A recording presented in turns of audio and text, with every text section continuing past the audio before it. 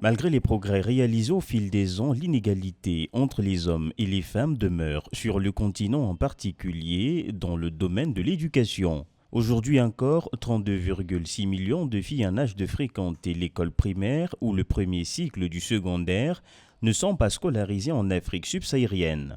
Pour pallier le problème, l'Union africaine appelle à garantir un accès équitable à une éducation de qualité et au développement des compétences pour les filles et les femmes, en particulier dans des situations de crise humanitaire. Ne fait aucun doute que l'éducation des filles donne aux femmes des outils et des connaissances et les transforme. Elle leur permet de briser le cycle traditionnel de l'exclusion qui les confine au foyer et les met à l'écart de la prise de décision. De nombreuses études l'ont montré. L'éducation des filles est directement corrélée avec l'amélioration de la santé de la population, en particulier avec la réduction de la mortalité infantile et maternelle.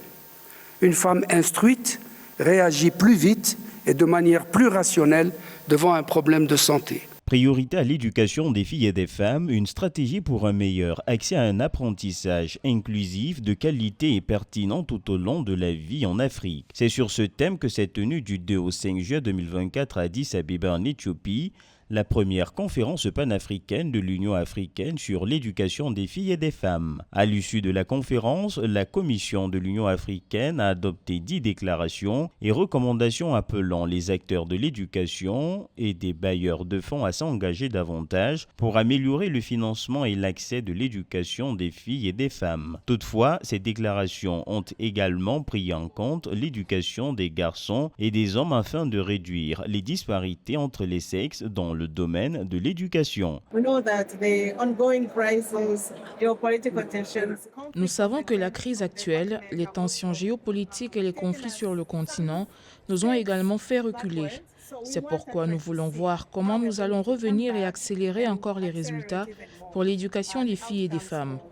Et ce faisant, nous regardons aussi le garçon, car il devra être durable pour les filles comme pour les garçons.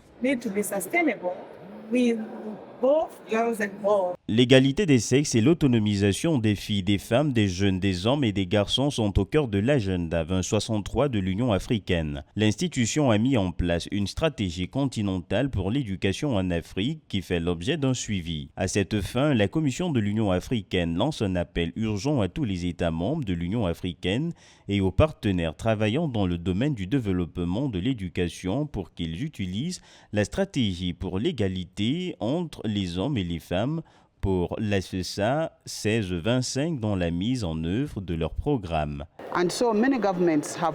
De nombreux gouvernements ont vraiment pris conscience de l'importance de l'inclusion et de la nécessité de ne laisser personne de côté. Je suis sûre que tout le monde a entendu parler du slogan « Ne laissez personne de côté ». Il s'agit simplement de donner à chacun une chance égale. Ne faites pas de discrimination parce que je suis une fille, parce que je ne suis pas un garçon, parce que je suis une femme ou parce que je suis un homme, mais donnez l'égalité des chances. Mettez tout le monde sur un pied d'égalité et tout le monde participera à l'éducation de son choix. Conformément à l'année de l'éducation 2024 de l'Union africaine, les parties prenantes de l'éducation, les institutions et les sociétés civiles sont également invitées à adopter les stratégies et les politiques de l'Union africaine pour améliorer l'éducation sur le continent en vue d'un développement inclusif, infrastructurel, économique et social de l'Afrique.